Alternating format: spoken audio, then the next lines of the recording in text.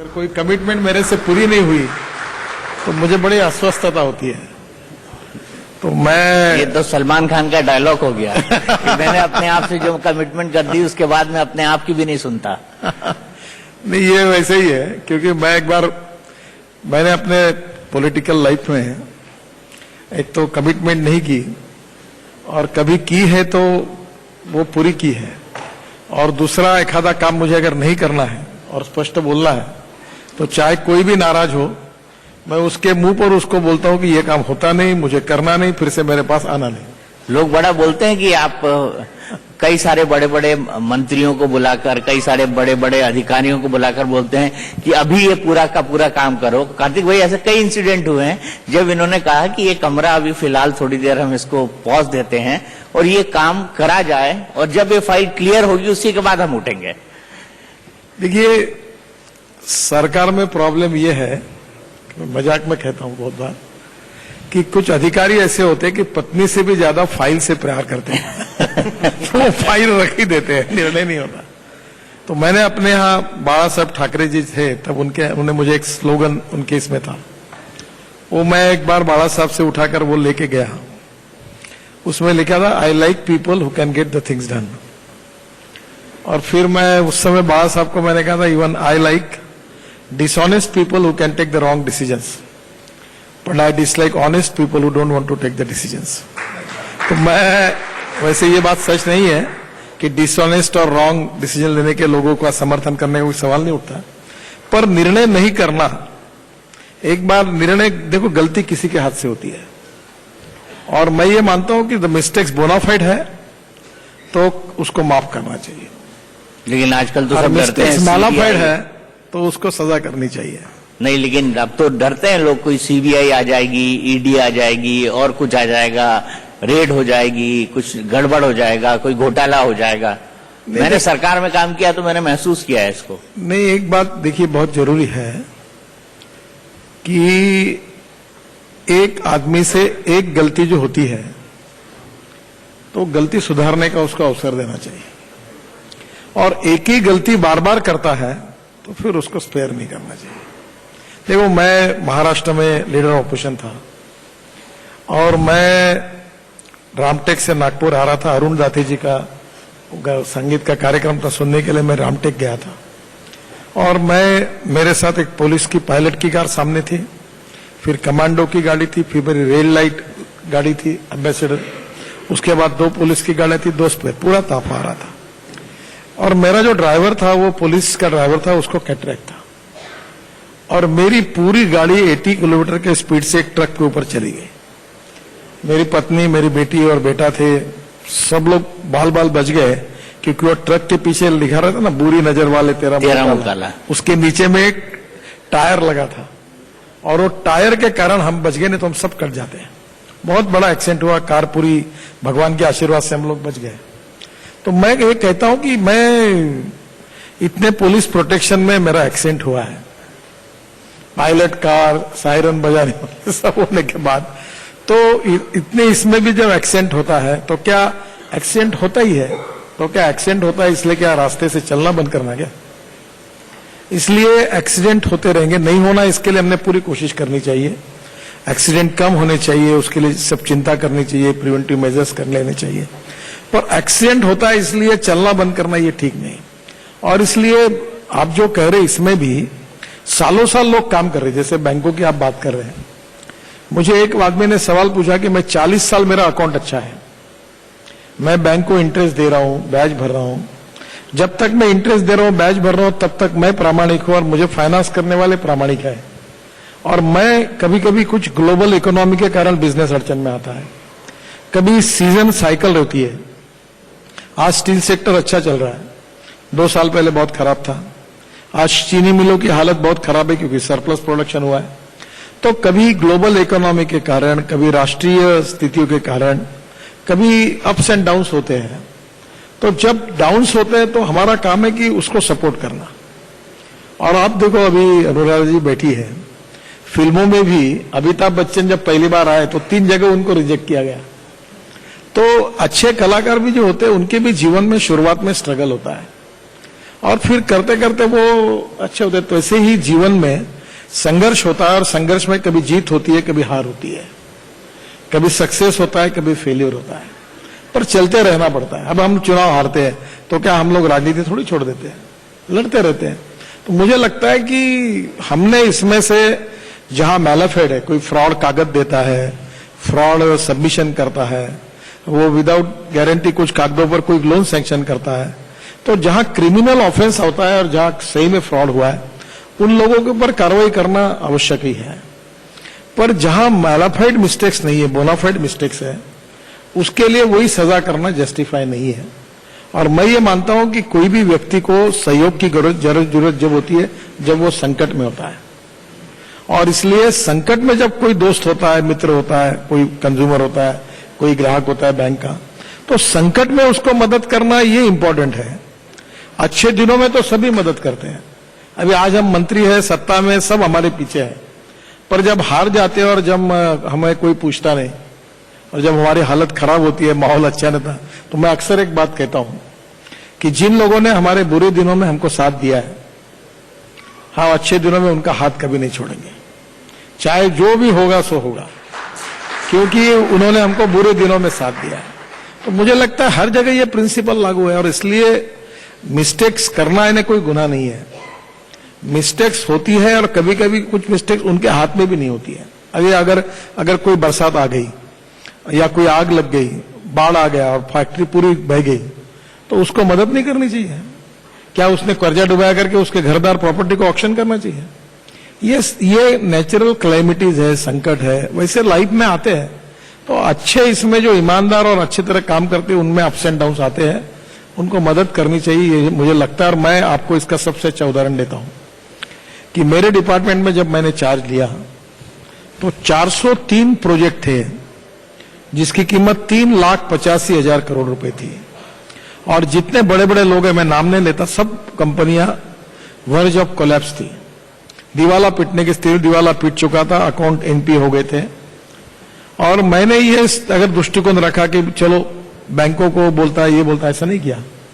मुझे याद है मैं सुबह 10 से लेकर रात को 12 बजे तक बैठता था, और ये बड़े बड़े कंपनी के सीईओ, मेरे ऑफिसर्स, बैंकों के अधिकारी बैठते थे, और हमने 22 डिसीजन दिए जिसमें मोदी जी और जेटली जी ने मुझे मदद की। 22 कैबिनेट डिसीजन लिए, और मैं ये आज क्लेम कर सकता हूं कि मेरे डिपार्टमेंट ने हिंदुस्तान के कॉन्ट्रैक्टर और इन्वेस्टर को तो बचाया, पर भारतीय बैंकों को 3 लाख करोड़ रुपए के एनपीए से बचाया। अब पूरा सेक्टर दौड़ रहा है, पूरे लोग काम कर रहे हैं।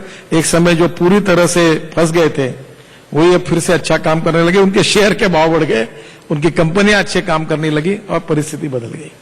बिल्कुल परिस्थिति बदलती है अगर इस तरह के इनिशिएटिव लिए जाते हैं। सर, मैं आपके सबसे बड़े इनिशिएटिव की बात करूं तो मुंबई और नागपुर, ये आपके दिल की सिटीज हैं। आपने यहाँ पर अपना राजनीतिक कार्यकाल बिताया, जीवन बिताया।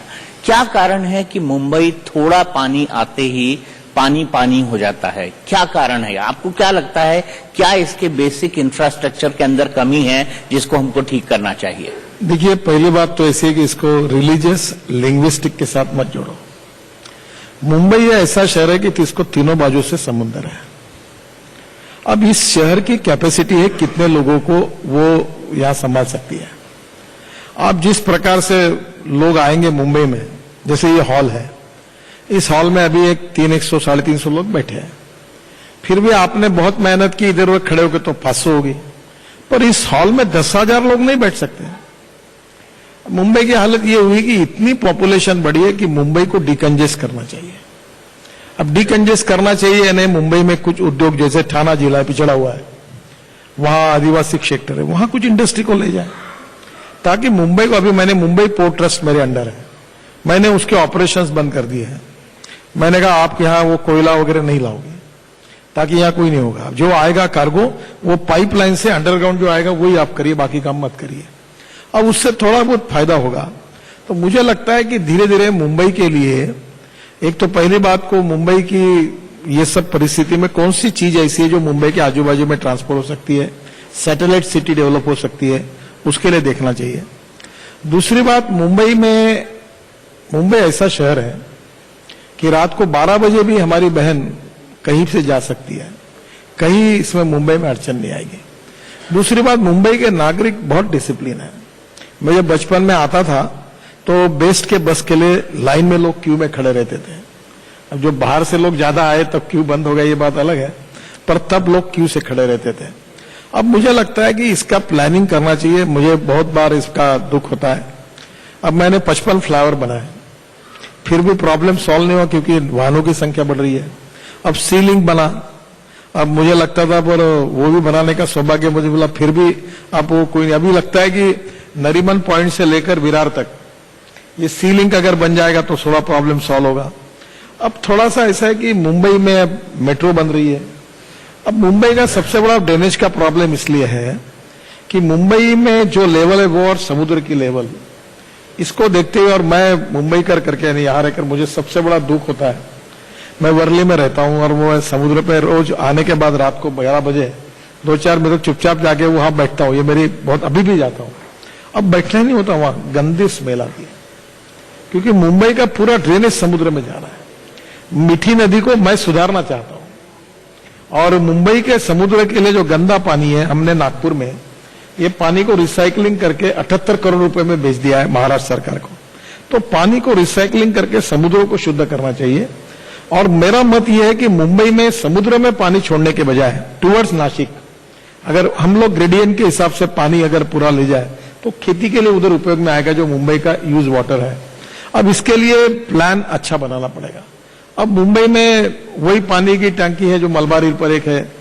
अब वो अंग्रेजों के समय से बनी हुई सिस्टम अच्छी है, फिर भी प्रॉब्लम कम है, पर लोक संख्या बढ़ने के कारण अब मुझे लगता है कि ड्रेनेज सिस्टम का डिजाइन करना होगा। ये कारपोरेशन की जिम्मे, मैं पॉलिटिकल बात नहीं कर रहा हूं। मेरे मन में कभी कभी मुंबई कारपोरेशन के पास बहुत बड़ा फिक्स डिपॉजिट है। कुछ लोग कहते हैं 30,000 करोड़ है, कुछ लोग कहते हैं 40,000 करोड़ है, मुझे पता नहीं कितना है। पर ये पैसे का उपयोग करके वर्ल्ड बैंक के या और लोन लेना है तो वो लेकर हम लोग मुंबई की ये ड्रेनेज सिस्टम को इंटरनेशनल स्टैंडर्ड की बनाकर एक बार सुधारना चाहिए। एक दूसरी बात, समुद्र में जितना गंदा पानी जाता है उसको रोकना चाहिए। ये दो चीजें अगर होगी तो मुझे लगता है मुंबई के काफी प्रॉब्लम सॉल्व हो जाएंगे। सर, राजनीति में बहुत कम होता है ऐसा कि कोई कमिटमेंट करे और उसको पूरा करे। आप शायद उनमें से एक यूनिक लोगों में से हैं जो ऐसा करते हैं। और आपने एक सपना देखा था सी प्लेन का मुंबई में शुरू होने का, जिसका ट्रायल भी हो चुका है। तो क्या ये आपको लगता है बहुत जल्दी शुरू हो जाएगा और ये कारगर रहेगा? देखिए, सी प्लेन की ट्रायल हो गई। अब प्रॉब्लम थोड़ा अटका हुआ ऐसा है कि सिंगल इंजन या डबल इंजन। हमारे एटीसी ने कहा कि डबल इंजन का लगेगा। अभी सिंगल इंजन के प्लेन की कीमत 12 करोड़ है, जिसमें 8 से 9 लोग बैठते हैं। डबल इंजन करने के बाद 20 करोड़ होती है। हमारे देश में लोगों की पेइंग कैपेसिटी कम है और मेरा अपना तर्क ऐसा है, क्योंकि आप मालदीव में 49 सी प्लेन से वो सिंगल इंजन के हैं और उनको अलाउ किया है। और जो पानी पे उतरेगा, समझो मशीन बंद भी पड़ेगी तो पानी पे उतर जाएगा, तो उसमें रिस्क नहीं है। जैसे ये एमपीबीएस प्लेन है जो एयर स्ट्रिप पे भी उतर सकता है, पानी पे भी उतर सकता है। तो मेरा आग्रह है कि इसको सिंगल इंजन क्यों नहीं होता। तो एटीसी का आग्रह डबल इंजन होना चाहिए। थोड़ी सी चर्चा शुरू है, बाकी सब रूल्स रेगुलेशन बन गए। अगर आखिर में डबल तो डबल करेंगे। ये हो जाने के बाद मुझे लगता है कि हम लोग ये इसमें आगे जा पाएंगे। आपने एक शब्द का इस्तेमाल किया था, मैं पॉलिटिकल बात पे आऊं। आपने कहा था कि अच्छे दिन। तो आपको क्या लगता है 4 साल बाद क्या देश ने अच्छे दिन देख लिए? देखिए, इसको आप मिसकोट मत करिए। नहीं, बिल्कुल नहीं करूंगा। अच्छे दिन कभी नहीं आते हैं और कोई व्यक्ति समाधानी नहीं है। और राजनीति तो अतृप्त आत्माओं का महासागर है। यानी जो मुख्य मंत्री बना, जो एमएलए बनना, वो पहले चाहता है कि मुझे एमएलए का टिकट चाहिए, इसलिए दुखी है। वो कारपोरेटर था पहले, तो बोला मुझे एक बार कारपोरेटर बना दो। कारपोरेटर बनाया तो बोलते एमएलए बना दो। एमएलए बना तो बोलता मंत्री बना दो। मंत्री बना दो तो मेरे डिपार्टमेंट दे दो। मुख्यमंत्री बनाओ, फिर दिल्ली में भेजो। ये क्या होता है, एम्बिशन जो होती है, ये पॉलिटिक्स में, बिजनेस में, ट्रेड प्रोफेशन में, इवन कलाकारों में ये अनएंडिंग होती है। कितने भी पुरस्कार मिले तो भी समाधान नहीं होता। पद्मश्री मिली तो पद्म विभूषण चाहिए, दोनों मिले तो भारत रत्न चाहिए। कहीं ना, मैं किसी के लिए नहीं उल्लेख कर रहा हूं, पर वो पुरस्कार चाहता ही है। और जैसे मैं अक्सर कहता हूं कि मेरी फिलॉसफी ये है कि मेरी औकात और हैसियत से मुझे बहुत ज्यादा मिला। तो मैं अभी प्लेन में बैठकर मैं सो के आया, तो मैं भविष्य की कभी चिंता नहीं करता, और इसलिए मेरा जीवन काफी अच्छा इसलिए है, ना जनता की चिंता करता हूं, ना वोट देने वाले की करता हूं, ना अंदर देने वाले की करता हूं। मैं बोलता हूं अगर अच्छा लगेगा तो वोट देना, नहीं तो मत देना। और इसलिए जो मुझे मिला है मेरी औकात और हैसियत से बहुत ज्यादा मिला है। तो ये समाधान मानने पर होता है। और बहुत से बार लोग होता है अच्छे दिन में ऐसा है कि जिसके पास बंगला है, गाड़ी है, वो भी दुखी है, जिसके पास 2 बंगले हैं, 3 गाड़ी है, वो भी दुखी है, जिसके पास गाड़ी के बाद 1 प्लेन लिया वो भी दुखी है, और जिसके पास 7-8 प्लेन है वो भी दुखी है। तो मुझे लगता है कि ये जो आप अच्छे दिन की बात कर रहे हो, रोटी, कपड़ा और मकान, ये मिनिमम अगर मिलता है तो अच्छे दिन है। और मुझे लगता है 50 साल की तुलना में आज के हमारी स्थिति में काफी सुधार हुआ है। इसका मतलब 100% हुआ ऐसा नहीं। अभी जैसे 8 करोड़ लोगों को हम लोग गैस सिलेंडर और सेगड़ियां दे रहे हैं, उसमें 4.5-5 करोड़ तक बांटी गई है। जो लकड़ी और चूल्हा जलाते थे, बेचारी माँ बहनें धुएं में वो अपना किचन में काम करती थी, अब उनके लिए अच्छे दिन नहीं आए क्या? 4.5 करोड़ गरीब परिवारों में ये अच्छे दिन आए। ये प्रकाश आमटे जी गढ़चिरौली के हैं। मैं जिद के साथ जब महाराष्ट्र में मंत्री था तो इनके जिला सबसे बैकवर्ड है, नक्सलाइट जिला है। मैं वहां रोड बनाने के लिए जिद के साथ बैठा था, फॉरेस्ट वाले तकरीब काफी रोड मैंने बनाए अच्छे अच्छे। अब मैं वो उनके वहां सिरोंचा एटापल्ली में ब्रिज बना रहा हूं, ऐसी जगह बना रहा हूं कि ब्रिज के उद्घाटन के लिए जाने के लिए पुलिस मुझे मना करते हैं। मैं अकेला आदमी हूं जो वहां बहुत बार जाता हूं, और मुझे लगता है कि ये विकास होना चाहिए इनका। मैं वहां अभी 1100 हमारे एकल विद्यालय भी चलाता हूं। अब वो ये मुझे बताइए कि उनके लिए रोड बना, 24 घंटे बिजली आई। ये जिले में एक समय ऐसा था कि नमक के बजाय लाल चिटिया बारीक करके नमक के बजाय खाते थे लोग, इतनी स्थिति थी। अब वहां की स्थितियां काफी बदली है, जितनी बदलनी चाहिए उतनी और बदलने की आवश्यकता है। अब उनके लिए आज भी अच्छे दिन है और इससे ज्यादा आने चाहिए, पर पुराने 10 साल की तुलना में आज लाइट है, रोड है, थोड़े ट्रांसपोर्ट के साधन है, सफिशिएंट नहीं पर है। अब रेलवे बनाने की बात हो रही है तो फॉरेस्ट वाले आड़े पड़ रहे कि रेलवे करना। अब हम लोग जिद से पड़े कि भाई इन लोगों को न्याय मिलना चाहिए। प्रधानमंत्री जी के 115 जिले में ये जिला है तो पीछे पड़ रहे, कभी झगड़ा होता है, कभी क्लियरेंस हो जाता है। अब कल की तुलना में आज जो अच्छी स्थिति है उसको अच्छे दिन कहते हैं, और आज रहने के बाद हमारे एम्बिशन के हिसाब से जो दिन की हम अपेक्षा करते हैं उसको समय लगता है। और इसलिए कल से अगर आज अच्छी स्थिति है तो हमने मानना चाहिए कि अच्छे दिन आए हैं, और इतना ही मुझे उसको कहना है। बाकी ये ऐसा सब्जेक्ट है, अनएंडिंग है, कि चाहे कोई भी हो, मैं बहुत बड़े बड़े लोगों से मिलता हूं दिल्ली में, सभी क्षेत्र के, विदेशी में इंटरनेशनल लोगों से भी मिलता हूं, और मैंने देखा है कि हर आदमी दुखी है कहीं ना कहीं, क्योंकि कोई मानता ही नहीं कि मेरी औकात और हैसियत से मुझे ज्यादा मिला है। वो ये कि मुझे जो मिला है वो तो मुझे मिलना चाहिए था, उतना तो मैं कर्तृत्ववान हूं, उतना तो मैं गुणवान हूं, पर मुझे वो क्यों नहीं मिला। तो ये इसलिए मैं आपको वो कहता हूं कि ये मानने पर होता है, और जो मानता है उसके लिए अच्छे दिन होते हैं, जो नहीं मानता उसके लिए कुछ भी हुआ तो भी अच्छे दिन कभी नहीं आते। आपकी कहलाई है शिवसेना, वो भी हर वक्त अच्छे दिन का इंतजार करते रहती है। अगर 24 घंटे हैं तो 25 घंटे जो है गठबंधन खतरे में रहता है। मैं आपसे ये समझना चाहता हूं कि क्या निभ पाएगी बीजेपी और शिवसेना के अंदर जो आपका पॉलिटिकल एक्सपीरियंस है, आपने इतने दशक महाराष्ट्र की राजनीति में काम किया है, आपको क्या लगता है? देखो, एक इंडिपेंडेंट पॉलिटिकल पार्टी है। जैसे आपके चैनल में कंपटीशन होती है नंबर 1 की, और सभी क्लेम करते कि मैं नंबर 1 हूं, फिर एडवर्टाइज में कि ये नहीं है मैं हूं, ये इसका ऐसा डाटा है। Politics A game of contradiction, compositions and limitations, और हर आदमी अपने लिए स्पेस ढूंढता है। ये सच्चाई थी कि एक समय शिवसेना नंबर 1 पर थी, हम नंबर 2 पर थे। अब दुर्भाग्य से जब हमारी अलायंस टूट गई, हम नंबर 1 पर पहुंचे, वो नंबर 2 पर आए। पर नंबर 2 की मनस्थिति में के लिए वो एडजस्ट नहीं हुए, क्योंकि बाला साहब थे तो वो कहते थे कि हम सीनियर पार्टनर, तुम जूनियर पार्टनर। अब ये परिस्थिति ने थोड़ा सा फांसा पलट दिया, हम नंबर 1 आ गए, वो नंबर 2 आ गए। तो नेचुरली कहीं ना कहीं थोड़ा बहुत तो चलते रहता है। मेरा व्यक्तिगत मत है कि हमारी अलायंस जो हुई थी वो पार्ला का चुनाव हुआ था यहां, अब शिवसेना जीती थी, रमेश प्रभु, तब हिंदुत्व के विचारों को लेकर ये हुई थी। और बाला साहब और शिवसेना और हिंदुत्व का विचार, राष्ट्रवादी विचार सोच और भारतीय जनता पार्टी और हमारी विचारधारा, इसमें वैचारिक मतभिन्नता नहीं है। फिर वैचारिक मतभिन्नता नहीं है तो पॉलिटिकल डिस्प्यूट्स क्यों होने चाहिए? पर ये होते रहते हैं क्योंकि इसी का नाम राजनीति है। और इसलिए अब ये मराठी में एक, आप समझते हैं मराठी थोड़ा बहुत तो समझ लेते। मराठी में एक अच्छी कहानी है, अच्छा वाक्य है, तुझं माझं जमेना तुझ्या वाचून करमेना ने तेरा मेरा जमता भी नहीं और तेरे सिवा करमता भी नहीं। तो ये थोड़ी कहानी ऐसी है। Let us think for the best. आपको लगता है ये अलायंस चल पाएगा 2019 के चुनाव में? क्योंकि वो तो ऑलरेडी घोषणा कर चुके हैं कि नहीं भैया हमारी तो कट्टी अलग से लड़ेंगे। राजनीति में, पॉलिटिक्स में कुछ भी होता है और कुछ भी हो सकता है और कुछ भी नहीं भी हो सकता है। अब ये समय बताएगा। मैं आपसे जानना चाहूंगा सबसे महत्वपूर्ण चीज मराठा आंदोलन के बारे में।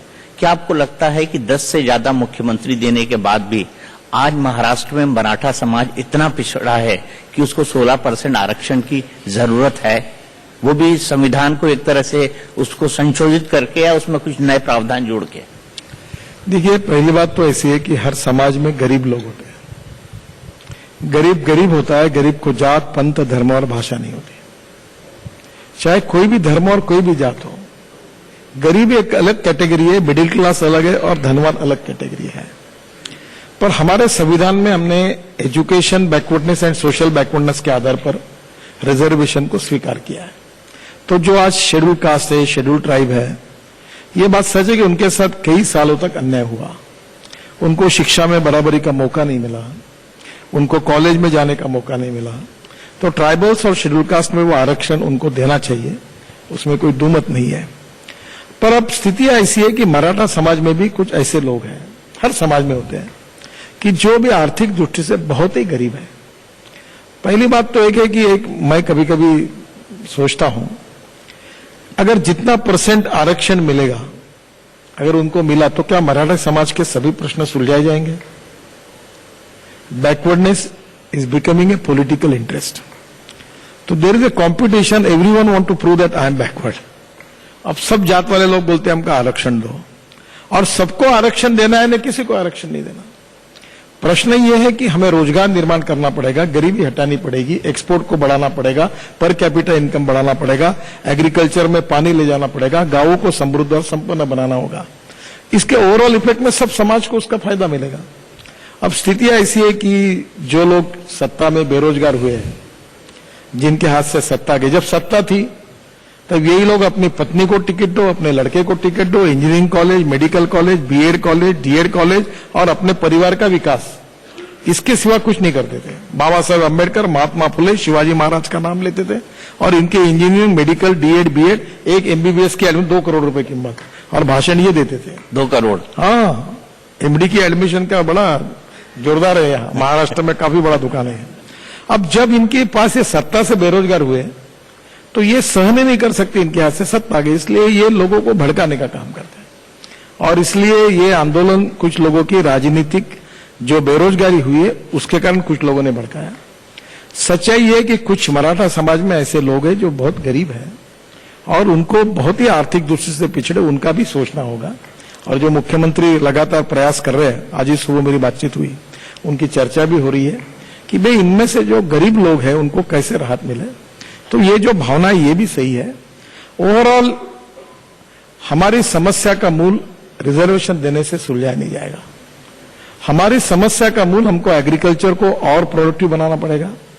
इरिगेशन, इस साल 1 लाख करोड़ रुपए मैंने महाराष्ट्र के इरिगेशन के लिए दिए और करीब 25 लाख एकड़ जमीन पानी के नीचे आएगी।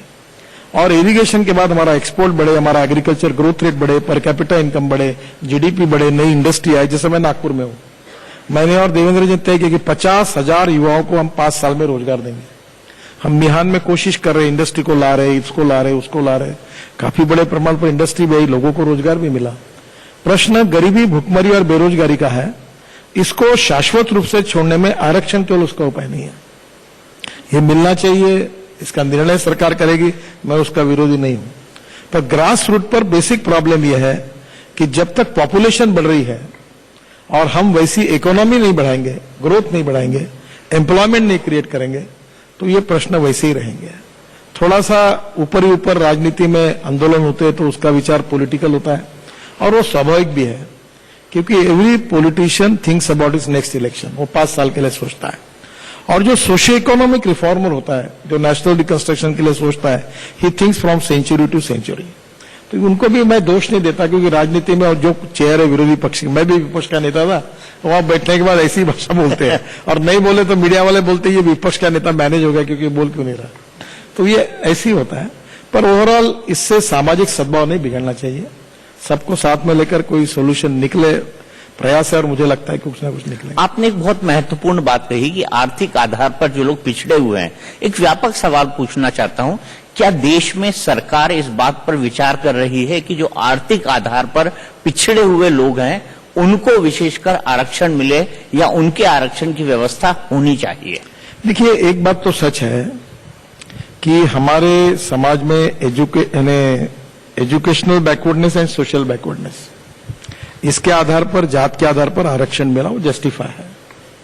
और उसको बाबा साहब अम्बेडकर जी ने संविधान में लिखा था, और उन्होंने ये भी लिखा है कि जब तक इस समाज को समाज में इक्वल स्टेटस तक नहीं आ पाएंगे तब तक ये कंटिन्यू होना चाहिए, ये भी उन्होंने लिखा है।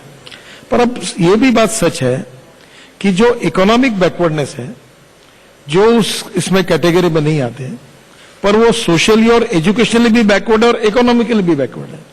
और मराठा समाज में ऐसे गरीब लोग भी हैं। अब उन लोगों के लिए अड़चन है कि उनको नेचुरली रोजगार भी नहीं है, परिस्थिति भी खराब है। तो ये टोटली एक सोशल प्रॉब्लम है।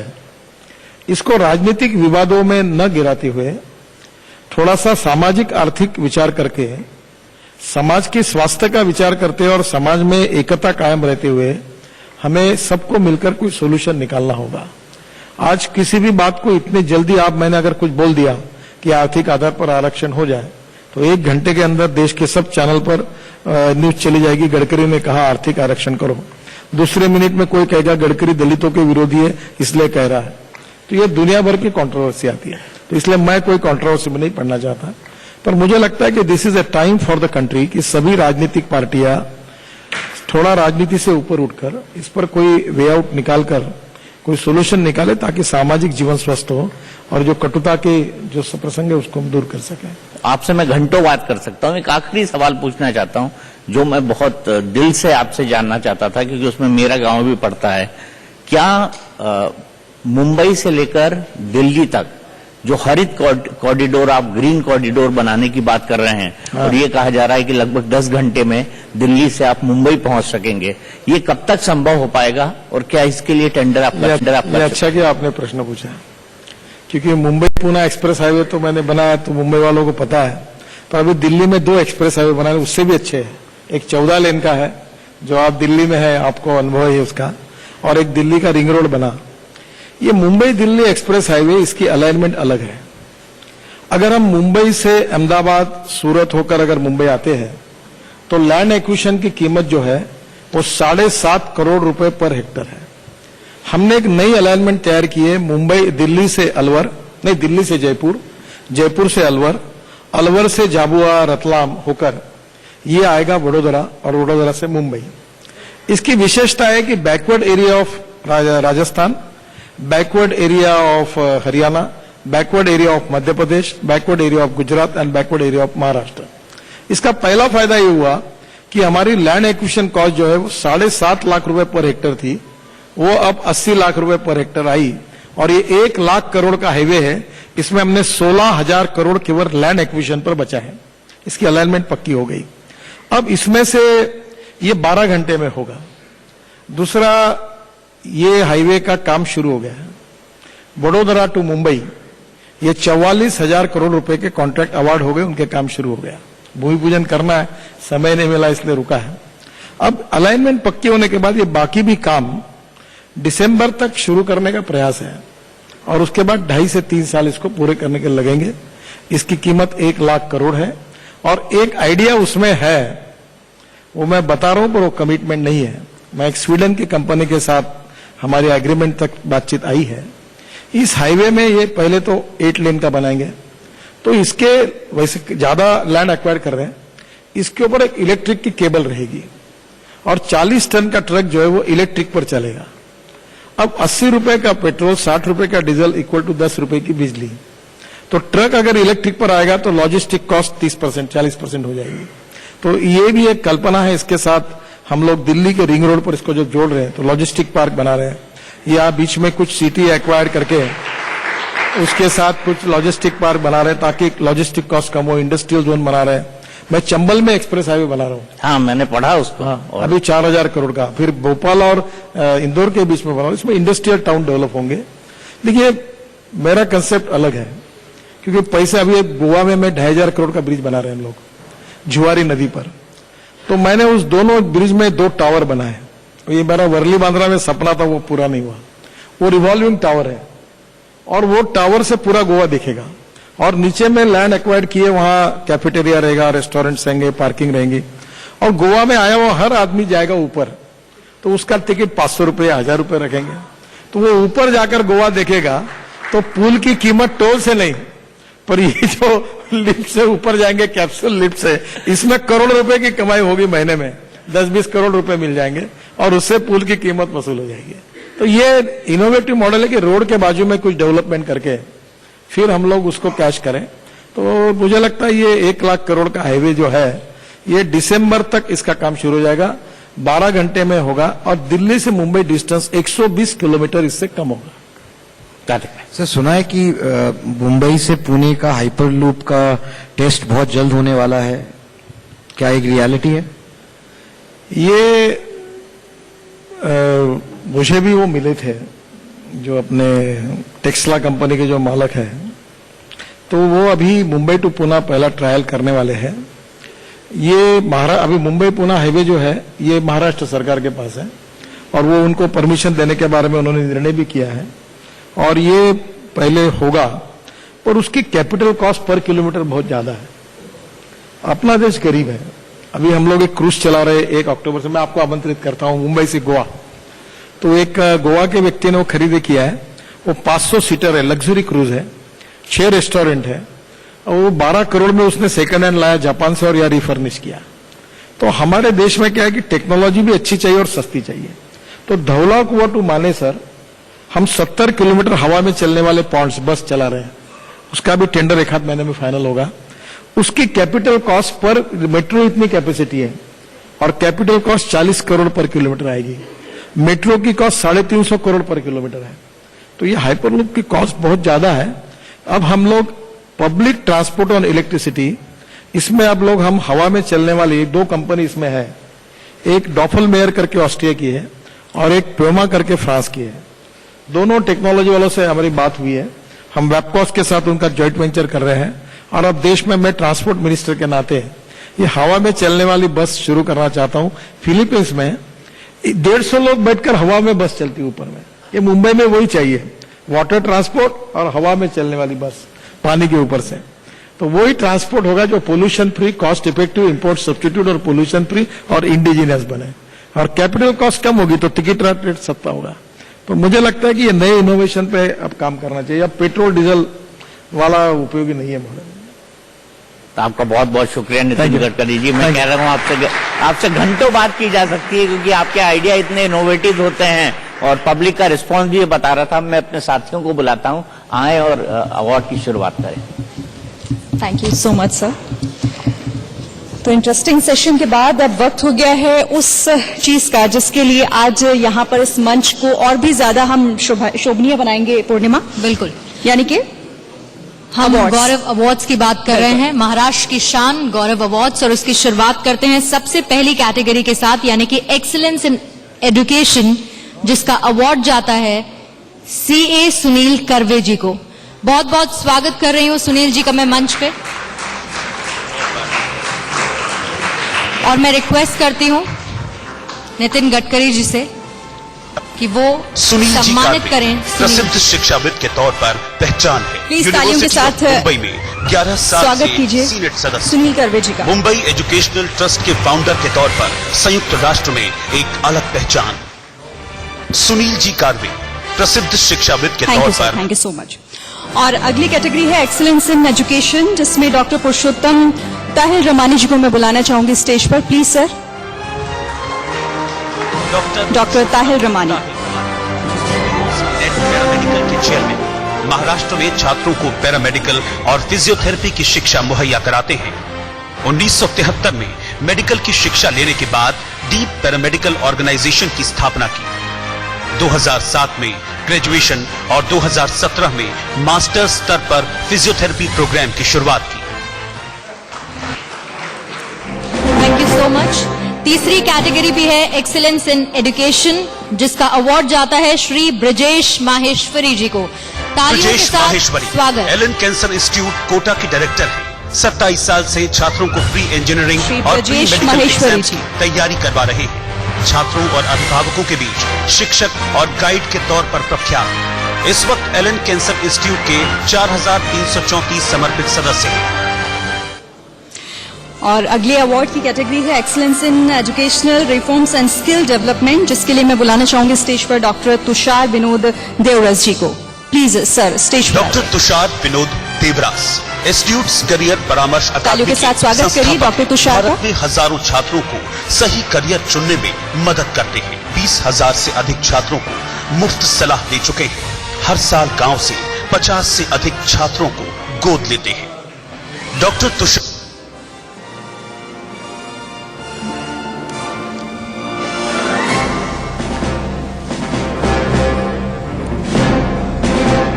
Thank you so much sir.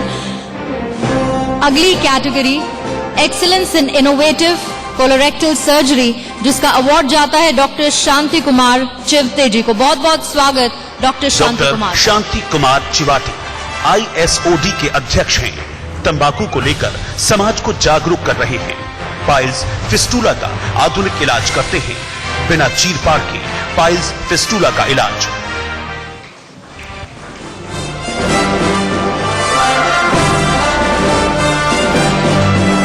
Thank you sir, thank you so much. और अगली कैटेगरी है excellence in health care for surgery, और इसके लिए मैं डॉक्टर संदीप अग्रवाल जी को स्टेज पर इनवाइट करना चाहूंगी, प्लीज आइए।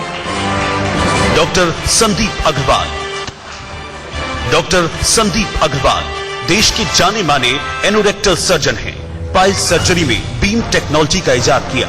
बीम टेक्नोलॉजी से हजारों लोगों का सफल इलाज।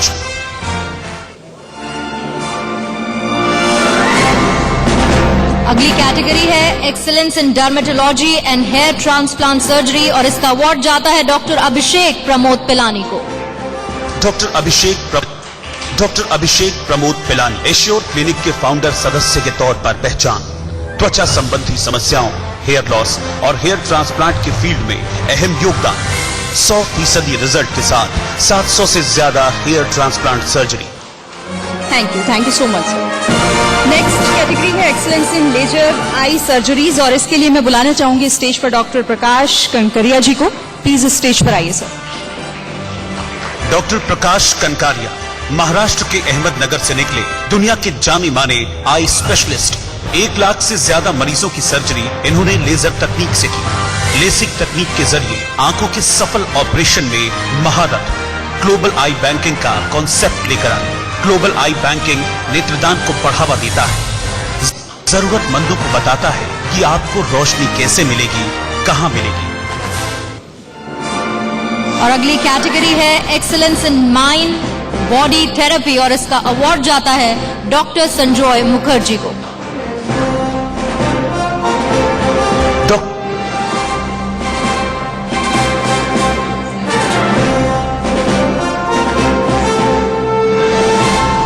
डॉक्टर संजय मुखर्जी। डॉक्टर संजय मुखर्जी जाने माने मनोवैज्ञानिक और मैरिज काउंसलर हैं। जिंदगी से जुड़ी समस्याओं के इलाज में माहिर। शादीशुदा और सेक्सुअल लाइफ से जुड़ी समस्याओं का समाधान। बिना दवाइयों के जिंदगी से जुड़ी समस्याओं का इलाज। डॉक्टर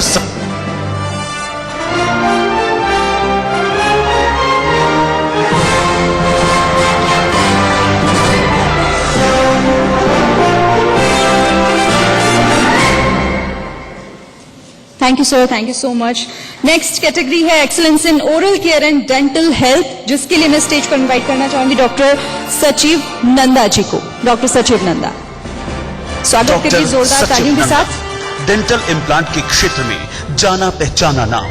पुणे में नंदा डेंटल केयर के नाम से 5 क्लिनिक है। आधुनिक उपकरणों के जरिए दांतों का इलाज होता है। Thank you so much doctor सचिव। अगली कैटेगरी है excellence in health care business और इसका अवार्ड जाता है मिस्टर राहुल कुमार दर्दा को। बहुत बहुत स्वागत है मिस्टर राहुल कुमार। राहुल कुमार दर्दा पुणे की ब्रिंटन फार्मा कंपनी के चेयरमैन और एमडी राजीव गांधी शिरोमणि अवार्ड से सम्मानित हो चुके हैं। 2017 में business leader of the year रह चुके हैं। गर्ल चाइल्ड एजुकेशन में अहम भूमिका निभाते हैं। Thank you so much. और next category excellence in health care business, जिसके लिए राहुल कुमार दर्दा जी को अवार्ड जा चुका है। और अगली कैटेगरी है हमारी एक्सीलेंस इन मैन्युफैक्चरिंग ऑफ यूनानी मेडिसिन और इसका अवार्ड जाता है इंडियन मार्केटिंग कंपनी से मिस्टर सादिक याकूब बाबला जी को। आप फाउंडर हैं Indian marketing doctor company. Sadiq Yakub Please, Babla यूनानी चिकित्सा में विश्वसनीय नाम है। 2010 में यूनानी टाइम्स का नेशनल एक्सीलेंस अवार्ड मिला। 2013 में ऑल इंडिया हाकिम अजमल खान अवार्ड से सम्मानित।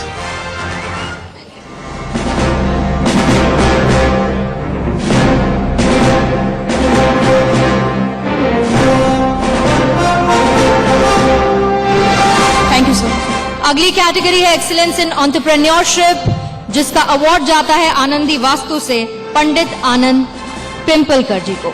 बहुत बहुत स्वागत आपका। आनंद पिंपालकर विश्व प्रसिद्ध हस्तरेखा विशेषज्ञ और वास्तु साइंटिस्ट हैं। पिछले 25 सालों में 68 से ज्यादा किताबें लिख चुके हैं। मृत्युंजय साहित्य पुरस्कार से सम्मानित और समाज सेवा में सक्रिय। वेद भवन के जरिए आयुर्वेद को अगली पीढ़ी तक पहुंचाने का लक्ष्य।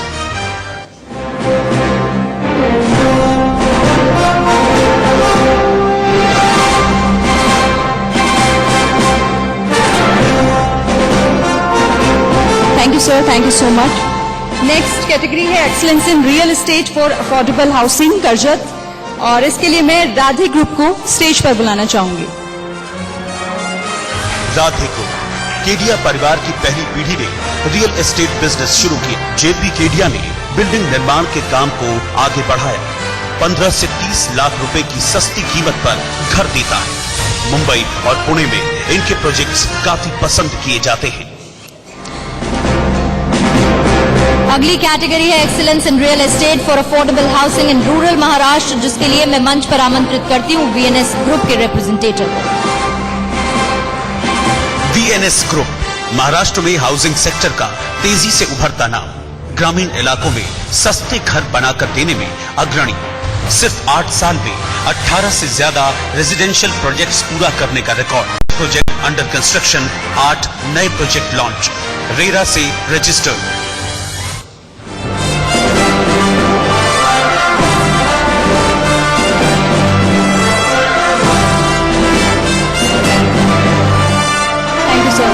अगली कैटेगरी है rising entrepreneur in real estate for building material industries, जिसके लिए मैं पुणे के महावीर एंटरप्राइजेस के रिप्रेजेंटेटिव को मंच पर आमंत्रित करती हूँ। महावीर एंटरप्राइज पुणे की एक मशहूर होलसेल कंस्ट्रक्शन कंपनी है।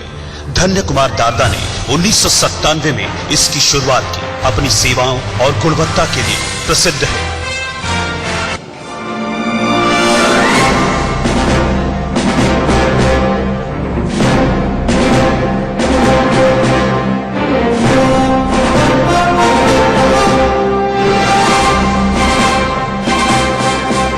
Thank you so much. और next category young women entrepreneur of the year के लिए मैं बुलाना चाहूंगी तिशा एंटरटेनमेंट्स।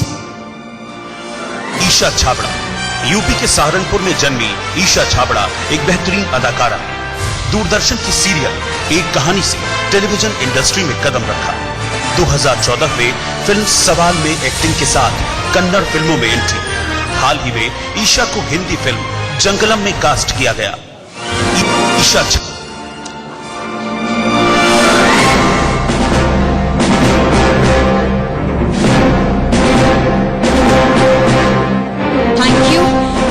और अगली कैटेगरी भी है young women entrepreneur of the year, जिसका अवार्ड जाता है मिस प्रिंसी गोयल को। Princy Goyal Contours Peace private limited की फाउंडर और सीईओ। मुंबई की युवा एंटरप्रेन्योर। कॉन्टोर्स पीस के जरिए सैकड़ों महिलाओं की सफलता की रीढ़ बनी। आधुनिक ऑफिस स्पेस उपलब्ध कराने से लेकर दूसरी सुविधा मुहैया कराने पर जोर। स्टार्टअप में आगे बढ़ने वाली लड़कियों और महिलाओं। Thank you so much. और नेक्स्ट कैटेगरी है एक्सीलेंस इन सोशल वर्क, जिसके लिए मैं बुलाना चाहूंगी कैप्टन दीपक दोषी जी को स्टेज पर इनवाइट करना चाहूंगी। समाज सेवा के लिए काफी काम उन्होंने महाराष्ट्र में किया है। कैप्टन दीपक दोषी जी।